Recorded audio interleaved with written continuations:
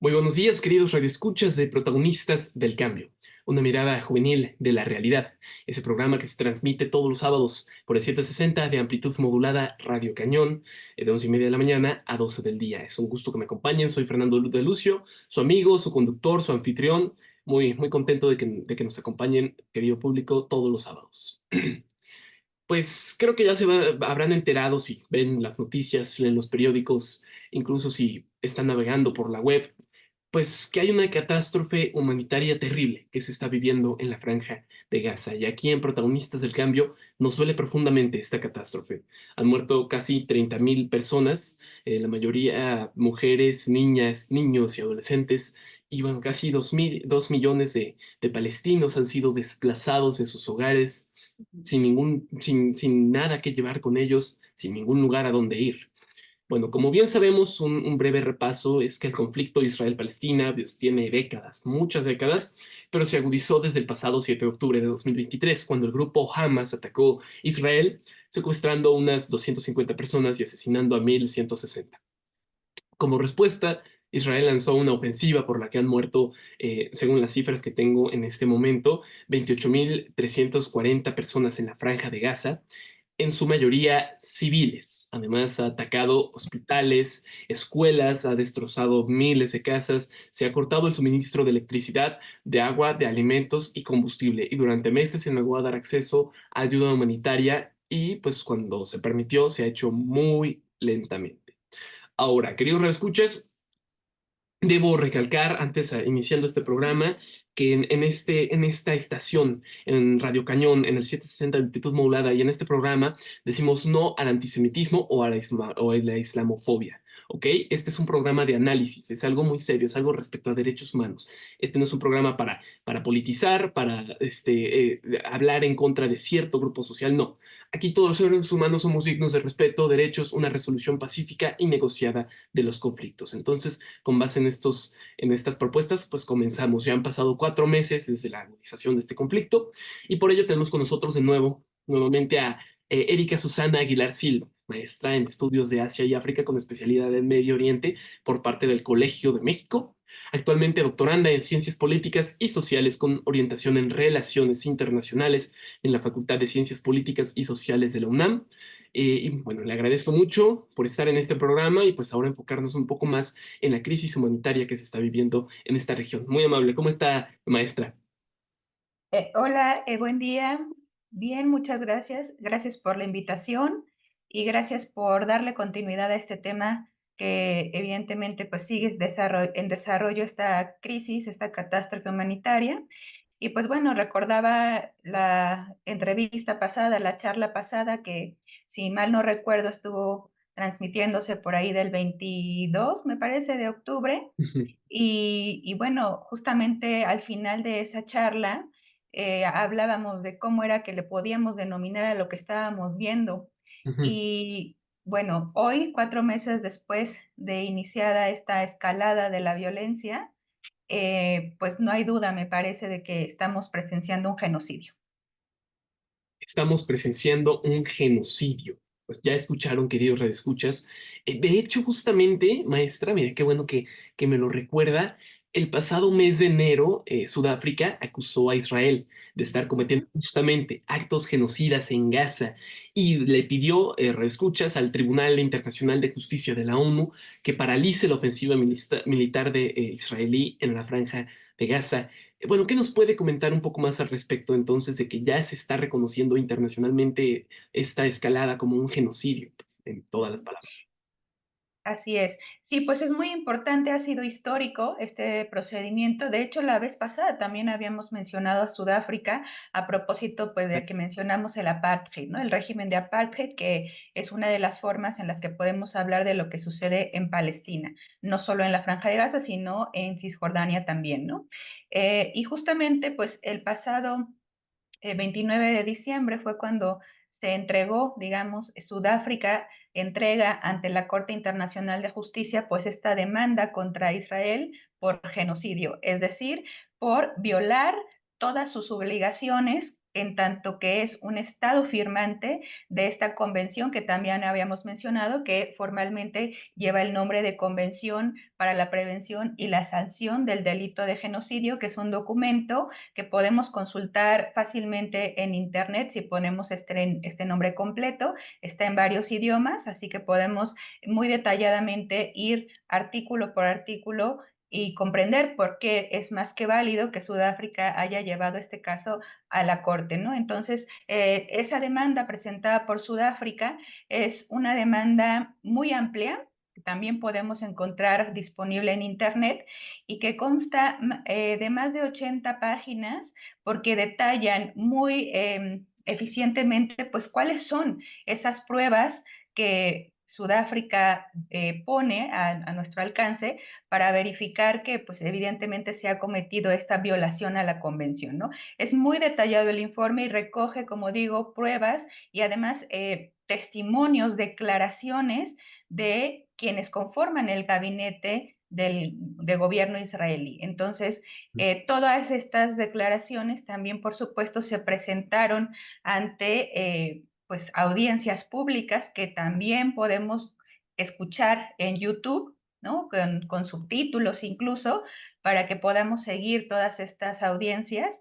Y bueno, esas audiencias, la demanda se presentó el 29 de diciembre y ya este año, el día 11 y 12 de enero, fue cuando pudimos, a través de estas transmisiones en vivo, escuchar a los jueces y juezas que participaron y que pues desglosaron toda esta serie de violaciones respecto a la convención que comete el Estado de Israel. Entonces es un documento muy importante y de ahí rescato, bueno, todas las intervenciones fueron evidentemente muy importantes, pero sobre todo la que llama mi atención y que quiero mencionar ahora por la gravedad que representa, sobre todo por los temas que interesan pues bueno, a Fernando, a su audiencia, es lo que tiene que ver con los niños, con las Ah, infancias, con la juventud, ¿no? Y claro. bueno, una de las juezas irlandesa, que se llama Bline Nigrali, ella mencionaba algo muy preocupante, decía que la situación que estamos viendo ha hecho forzoso que tengamos un nuevo acrónimo para describir una de las realidades que estamos presenciando en el genocidio sobre los palestinos y las palestinas. Y bueno, ese nuevo acrónimo a que ella mencionaba es el siguiente por sus siglas en inglés, WCNSF, que si lo traducimos al castellano para facilitar aquí la divulgación, sería niño herido sin familia sobreviviente. O sea, vean la gravedad de la situación de las infancias en Palestina, que ya surge esta nueva categoría, ¿no? Niño herido sin familia sobreviviente. Y eso es alarmante, por supuesto, porque además con cifras de Save the Children, pues estamos enterados de que esos niños sobrevivientes heridos sin familia están también mutilados, han perdido uno o más partes de su cuerpo, más de 1000, eso con información de Save the Children. Entonces, bueno, datos tan duros, pero que tenemos que conocer, pues fueron mostrados, como digo, fueron enunciados a lo largo de estas audiencias públicas. Esto dio como resultado que el pasado 26 de enero, pues efectivamente los juezas de la Corte Internacional de Justicia llegaran a la conclusión de que Israel ciertamente ha cometido actos que violan esta convención y que se deberían tomar medidas para evitar el genocidio. Muy importante es decir que, como mencioné hace un momento, esto es un acontecimiento histórico y sienta un precedente no solo para el conflicto asimétrico entre Israel y Palestina, sino para conflictos de semejante naturaleza a escala global. Sin embargo, también hay que decirlo fuerte y claro, es histórico, sí, pero también es insuficiente, pero bueno, es un paso, es insuficiente. ¿Por qué? Porque no se llamó al cese al fuego, que es lo que necesitamos desde el día uno para que estas cifras que tú mencionabas pues no sigan creciendo. Sí, sí, pues tiene, mire, qué cosa más horrenda, pues que se cree una nueva clasificación de niño herido sin familia sobreviviente. Eso es, niños mutilados, bueno, esto pues rompe con todas las leyes internacionales, con todos los reglamentos, con todas las organizaciones, con todos los objetivos, misión, visión de cualquier institución de derechos humanos nacional, internacional. o de apoyo a la niñez o de rescate. Bueno, esto es, esto sí es histórico, ¿no? Es una escalada de violencia como nunca la habíamos visto, bueno, al menos mi generación o la generación pasada, la mía en Medio Oriente, ¿no? Está golpeando muy duro y bueno, quisiera, pues tengo una duda muy genuina, ¿no? Pues a principios de febrero, no sé si supo de los activistas de Led by Donkeys que hicieron una hilera de 5 kilómetros de ropa infantil sobre la arena en Inglaterra para denunciar el número de niños muertos en Palestina. Y pues que toda esta información que usted me comparte de que efectivamente se están violando los acuerdos más básicos de la guerra, de evitar los genocidios, de la protección de la niñez, pues quisiera preguntarle, genuinamente, ¿qué está fallando en las leyes internacionales? ¿No? Cuál es la falla? ¿Es que se ignoran? ¿Es que están mal redactadas? ¿Es que no se aplican? Pero, ¿qué es lo que está permitiendo que tantos niños sean asesinados y mutilados en conflictos de esta forma tan desproporcionada? Sí, hace algunos días, bueno, hemos sido varios compañeros, compañeras, profesores y de otros ámbitos que, pues bueno, hemos sido invitados a conversar, ¿no? Y voy a rescatar aquí, justamente le preguntaban esto a un colega de origen palestino y su respuesta fue, digamos, aparentemente sencilla, pero contundente y por eso es que la voy a replicar. Él decía, Israel hace esto porque puede. Es decir, porque ha venido a lo largo de su existencia violando todas y cada una de las recomendaciones, de las resoluciones Claro. emitidas desde la Organización de las Naciones Unidas, que es pues de donde esperaríamos que hubiera un intento de mediación, de alto, de declaración de cese al fuego, y no lo ha habido. Y las declaraciones que, como decíamos la vez pasada, se cuentan en más de cientos de miles respecto al tema palestino-israelí, han sido sistemáticamente violadas por el Estado de Israel porque puede, me refiero a que cuenta con el apoyo necesario para ello. Es decir, hemos también visto varios llamados en el seno del Consejo de Seguridad de las Naciones Unidas, llamados al cese al fuego, que han sido vetados por quienes pueden, por quienes tienen esa capacidad de veto, que es para empezar, pues Estados Unidos y el Reino Unido de la Gran Bretaña, que pues si revisamos la historia, son dos de los actores extrarregionales que pues han respaldado históricamente, pues desde su creación, desde la creación del Estado de Israel y toda su trayectoria llena de esta violación sistemática a los derechos humanos. Además de ello, cuando se abre la votación en la Asamblea General, por ejemplo, de las Naciones Unidas, pues evidentemente también se replica el veto por parte de Estados Unidos, del Reino Unido e incluso, bueno, por supuesto de Israel y también incluso de pequeños estados, de microestados, eh, que casi nunca figuran en los análisis internacionales, como serían, por ejemplo, el caso de Nauru, de Micronesia, estos microestados que, bueno, tienen una situación muy peculiar, pero que deberíamos, comprenderíamos este apoyo, este voto en contra al cese al fuego que emiten estos microestados, porque pues dependen mayoritariamente económicamente de las donaciones de los grandes países poderosos del norte global. Claro. Entonces se alinean a ellos en estas votaciones, lo cual es evidentemente inhumano e inmoral.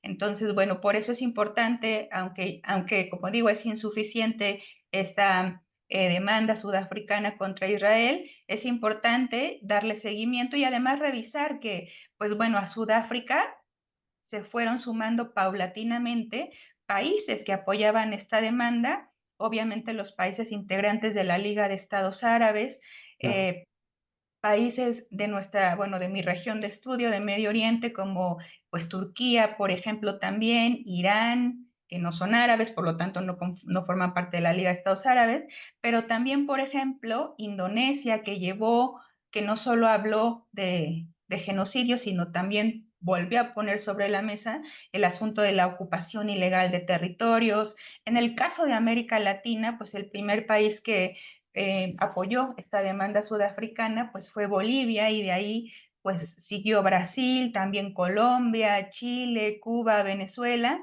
Y bueno, me gustaría aquí mencionar a México, que ha sido muy cuestionada su posicionamiento, pero bueno, afortunadamente el pasado 18 de enero junto con Chile, llevaron estos dos países latinoamericanos el caso a la Corte Penal Internacional, que no es lo mismo que la Corte Internacional de Justicia, y pues pusieron este tema, remitieron al fiscal de la Corte Penal, pues la situación de Palestina a fin de que se revise y se investigue los crímenes de su competencia, que bueno, son crímenes de guerra y crímenes contra la humanidad. Entonces, ha tenido eco y esto obviamente es un intento pues de hacer el balance respecto a esa violación flagrante y constante de resoluciones y de leyes internacionales que hace el Estado de Israel, pues porque cuenta con el respaldo pues, de todos estos países poderosos del norte global. Entonces, a ello se debe Es, esto que comentas. Y es, bueno, precisamente también, pues sí, como mencionabas también en la introducción, pues hay cifras que fluctúan, ¿no? No podemos lamentablemente estar ciertos, pero las cifras de todos modos son alarmantes. O sea, si hablamos de los niños, las cifras van de niños y niñas asesinados por el ejército israelí, pues van entre los 10,000 y los 12,000, que es obviamente una cifra tremenda y que no habíamos visto, como bien dices, ni en conflictos tan profundos como el de Yemen o como el de Siria, o para hablar fuera de la región, tampoco hemos visto esas cifras en casos como en el de Ucrania. Digo, afortunadamente, pues, pero me hago la mención para que caigamos en cuenta del gran abismo, ¿no? Y de la gran diferencia que hay en cuanto a niños y niñas asesinados en estos 4 meses. pues, es una situación internacional con muchísimas ramas, es una situación súper desarrollada de geopolítica, diría yo, ¿no? Todos estos facciones, todos estos grupos de países, todas estas, bueno, estas leyes que no se cumplen. Y pues a mí me deja, pues a mí me deja muy alarmado, muy preocupado, ¿no? El pues ver estas cifras, estas vidas, porque pues sí, los contamos en cifras, pero no son solo números, no es como el niño asesinado número 243, no, ese niño, esa niña tenía un nombre, tenía sueños, esperanzas, una familia que probablemente ya no está o que fue mutilada y bueno, estamos hablando de cosas muy muy sensibles, pero también que no se le presta atención. El mundo, muchas personas no tienen no quieren voltear a ver con empatía estas historias, ¿no? A mí me parece un castigo colectivo, ¿no? Siento que es Así como es. una especie de, sí, por el asedio, los bombardeos, la destrucción de hogares, de hospitales. Pues sí, creo que castigo colectivo podría entrar, ¿no? ¿Usted qué opina de esta denominación? Definitivamente es un castigo colectivo y no es la primera vez que se perpetran sobre la población palestina en general, no solamente la Franja de Gaza, ¿no? Ujú. Y bueno, voy a continuar con esto que estamos mencionando, pero me gustaría retomar un poquito esto que decías de la geopolítica. Por supuesto, o sea, hemos visto en los últimos meses también que parece ir escalando, ¿no? Esta guerra, digamos, muy focalizada entre la Franja de Gaza e Israel. Vemos a veces pues, el involucramiento o atentados, ¿no? En países próximos como Siria, incluso Jordania, Irak, etcétera, y también grupos o milicias que han sido financiados por algún país de nuestra región de estudio. Estoy hablando de los hutíes, de Hezbollah, etcétera. Entonces, a lo que me refiero es que ciertamente es alarmante porque siguen cobrando vidas humanas, porque hay una destrucción de infraestructura, etcétera, pero no perdamos de vista que esto es como una proyección, una expresión regional e internacional de lo que está sucediendo en la Franja de Gaza. Y además también no perdamos de vista que esto fríamente pues tiene el objetivo de que quitemos el foco de atención de Gaza y lo vayamos dispersando, como a modo de que se nos vaya olvidando, ¿no? Pero todo esto que ha sucedido, todos los atentados, lo que está sucediendo en el Mar Rojo con el estrecho Bab el-Mandeb, que es estratégico para la circulación, pues, entre otras cosas, de petróleo, de armamento, etcétera, todo eso tiene que ver con lo que hemos visto en Israel y Palestina desde hace muchos años, pero bueno, específicamente desde el 7 de octubre para acá. Y ciertamente es un castigo colectivo, como tú mencionabas, porque hay que traer también a la conversación que hace unos días, hace unas semanas, pues la UNRWA, esta agencia de las Naciones Unidas para los Refugiados Palestinos, pues se le está suspendiendo el financiamiento porque ha recibido una acusación por parte del Estado de Israel de que 12 de sus funcionarios estuvieron implicados en lo ocurrido el 7 de octubre pasado. 12 de sus funcionarios, teniendo la UNRWA más de 20,000 funcionarios.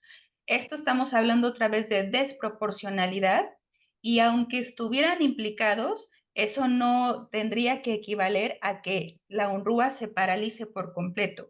Y lo que es más, esas acusaciones, como muchas otras que ha hecho el Estado de Israel, no cuentan con pruebas fehacientes para respaldar entonces esa decisión de cortar el financiamiento de la UNRWA, que también la vez pasada platicábamos el porcentaje aproximado de población palestina que depende de la ayuda humanitaria, que bueno, es la mayoría, ¿no?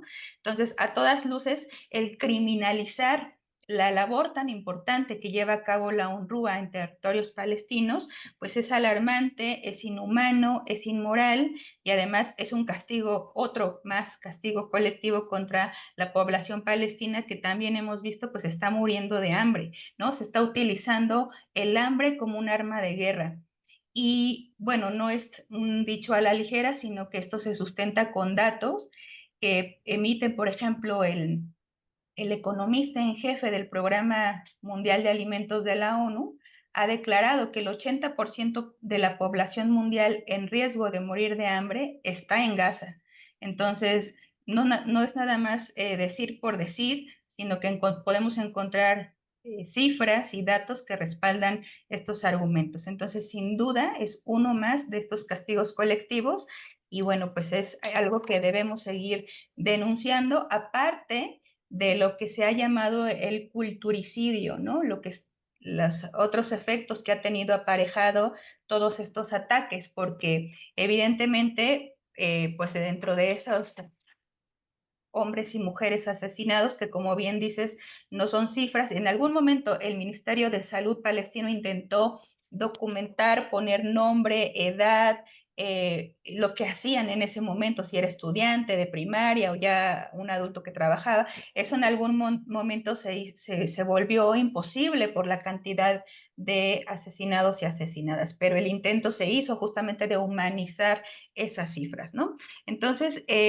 a lo que voy es que han resultado también dañados, pues, parte de lo que fueron dejando como legado esas personas, esos palestinos, palestinas, y eso tiene que ver con el daño también causado a la infraestructura, es decir, a universidades, han sido destruidas universidades públicas, privadas, ha sido destruido el archivo central de la Municipalidad de Gaza, que, bueno, es ahí donde estaban contenidos archivos históricos. Se dice por ahí que documentos que databan de más de 150 años, ¿no? Que obviamente forma parte de la memoria histórica colectiva del pueblo palestino. Entonces, si la borras, es también, por eso recurro a este término de culturicidio, ¿no? Estás exterminando no solo pues la vida humana, sino el legado que ha dejado estando presente en un territorio.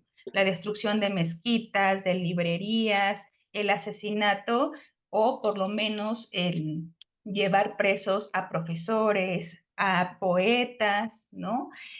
A reporteros, que también es muy importante, y pues obviamente a personal médico, que también han sufrido obviamente unos daños tremendos y que además pues tampoco se ha comprobado que los hospitales sirvan de corredores o de infraestructura para Hamas. Entonces, todas estas argumentos emitidos por Israel no cuentan con las pruebas suficientes para justificar, según ellos, el ataque a instalaciones dedicadas a preservar o a conservar la salud. Entonces, bueno, todo esto es alarmante y va formando las piezas de este rompecabezas para que tengamos un panorama pues evidentemente lamentable, pero amplio y con pruebas que sustentan por qué es más que válido el haber llevado el caso a la Corte Internacional de Justicia. Pues toda la información que se despliega en este programa del día de hoy, pues por una parte deja a uno un tanto perturbado, ¿no? Un culturicidio, un genocidio, un castigo colectivo, un interés para micronaciones que utilizan la economía de guerra para levantarse es terrible. Todas las aristas por donde se ve es simplemente terrible, es devastador. Entonces, pues ya para finalizar el programa, no tengo pues muchas más palabras que decir porque ya todo casi prácticamente se ha dicho, ya se ha repetido una y otra vez de la comunidad internacional, ya se han hecho marchas de niños palestinos que dicen escúchenos y nadie los escucha. ¿Qué tenemos que hacer, maestra Erika Aguilar? ¿Usted qué cree que tendríamos que hacer pues como pues en una manera general, ya de manera breve para finalizar la entrevista, pues nos podría dar un mensaje final, alguna recomendación o qué sigue, pues para evitar esto o evitar que que vuelva a suceder esto. Voy a repetir un poco lo que mencionaba en la charla anterior, que es documentarnos, seguir las noticias, rastrear a estos reporteros. Hay algunos reporteros, reporteras palestinos, gazatíes específicamente, que ya han tenido que salir de la franja pues para salvar la vida, ¿no? Pero que podemos seguir a través de su Instagram, de sus redes sociales. Una joven gazatí se llama Plestia Al-Akkad, otro joven Motaza Saiza, un ya reportero de más trayectoria, Wael Dahdu, pero también siguen sobre terreno hombres, mujeres, reporteros, reporteras que nos siguen cuando pueden por la falta de electricidad, de internet, etcétera, que nos siguen documentando. Hay que seguirlos, hay que leerlos, hay que divulgar la información que ellos nos comparten. Podemos, como decía, adherirnos o leer acerca de la iniciativa Boicot, Desinversiones y Sanciones. Podemos suscribir cartas abiertas que circulan por Internet llamando a nuestros gobiernos a un pronunciamiento más contundente, asistir a las marchas de los domingos en la Ciudad de México que diferentes colectivos, organizaciones han venido pues dando forma en los últimos domingos del año pasado y principios de este. Hay una iniciativa de profesores que, si me permites, voy a mencionar, se llama Académicos con Palestina contra el Genocidio. Pueden buscar en Facebook, en Instagram, el perfil de este colectivo. También hay estudiantes que se han organizado para formar o para organizar jornadas de cines, debates, charlas, etcétera. También en Instagram tienen sus perfiles. Es decir, como suele decirse por ahí, no dejemos de hablar de Palestina y acerquémonos a estos colectivos, a estas organizaciones que pues intentan que no perdamos de vista este asunto, ¿no? Porque pues recordemos que no hace mucho, el 9 de febrero, pues se emitió desde el gobierno israelí. Benjamín Netanyahu ordenó la evacuación de los palestinos de Rafah, que es el último pues, pedacito de la franja. El 11 empezaron los ataques, dejando 60 palestinos, palestinas asesinadas, y esos ataques pues tuvieron lugar, digamos que simultáneamente al Super Bowl, ¿no? Que además lo traigo a colación porque se ha aprobado, Al Jazeera nos ha informado que durante la emisión del Super Bowl, pues se pasaban anuncios pagados por el gobierno de Israel justificando la guerra en Gaza, hablando de la necesidad de que vuelvan los rehenes, que claro que es una necesidad, pero bueno, se estaba, digamos, gastando por lo menos 7 millones de dólares por 30 segundos de anuncios en un efecto, en un propósito de limpiar esta guerra, este genocidio, y eso pues obviamente también tenemos que estar muy alertas a lo que consumimos cuando vemos redes sociales o transmisiones de esta dimensión. Entonces, pues eso, estar muy alerta, seguir leyendo, seguir informándonos y si es posible y es nuestra voluntad, pues formar parte de alguna manera de estas organizaciones o ir a las marchas de los domingos. Muchísimas gracias, muy amable maestra Erika Aguilar pues por esta información, ¿no? Por ayudarnos pues aquí a los radioescuchas de Protagonistas del Cambio, a pues darnos una idea de lo que está sucediendo, de la brutalidad, de la barbarie que se está cometiendo en Palestina y que bueno, tenemos que tomar acciones, no nos podemos quedar callados o voltear la mirada y fingir que esto no existe porque al final del día nos va a afectar a todos los seres humanos y es un crimen contra la humanidad y es un genocidio y es un crimen de guerra. Entonces, pues tenemos que abrir los ojos, despertar y ya darnos cuenta de que es necesario hacer algo. Muchísimas gracias. Así es, así es. Y perdón, nada más ya voy a tomar un minutito. Es que a propósito de lo que estás mencionando, pues recuerdo muy bien y se me quedó muy grabado esa entrevista que hiciste con el doctor Betancourt, en donde decía, ¿no? La superpotencia que puede tener esto es la sociedad civil, los pueblos del mundo. Se me quedó muy grabado porque además comparto totalmente ese señalamiento del doctor Betancourt. Perfecto, perfecto. Pues muchísimas gracias. Muchas Gracias, Fernando. gracias y por favor, pues cualquier noticia, cualquier pues acontecimiento que suceda, pues hay que mantener esta serie de programas abierta para seguir informando a las personas y pues le agradezco muchísimo por traer esta información al programa. De verdad, no tiene idea de cómo le agradezco. Pues, Muchas gracias a ti y a quienes nos escuchan. muchas gracias, igual, queridos reescuchas, por estar aquí, por estar en este programa, atentos a escuchar. Sé que es difícil de escuchar estas historias, estas tragedias, pero pues tenemos que y hay que tomar acción, como bien dice la maestra Erika.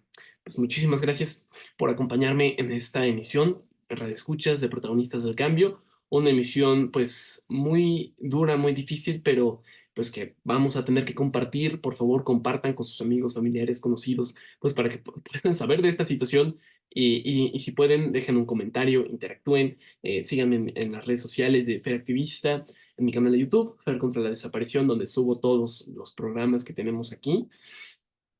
Y por favor, pues no dejemos de hablar de Palestina. Muchísimas gracias y Gracias. hasta la próxima semana.